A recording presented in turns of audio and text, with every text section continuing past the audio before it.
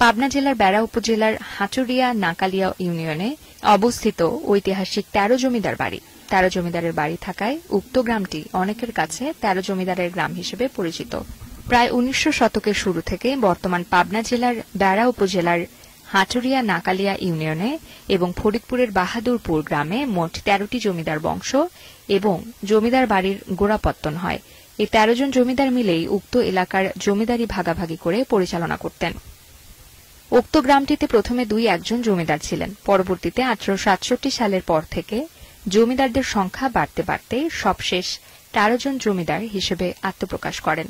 তাই উক্ত গ্রামটি জনসাধারণের কাছে ১৩ জমিদারের গ্রাম হিসেবে পরিচিতি লাভ করে।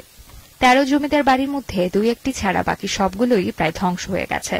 যেগুলো এখনও টিকে আছে সেগুলো বেশ জরাজীর্ণ অবস্থায় রয়েছে। এখনও ২-১টিতে কয়েকটি পরিবার বাস করে। বর্তমান সংরক্ষণের অভাবে ১৩ জমিদারের বসত ভিটা বা অন্যান্য নিদর্শন ধ্বংসপ্রাপ্ত হয়েছে।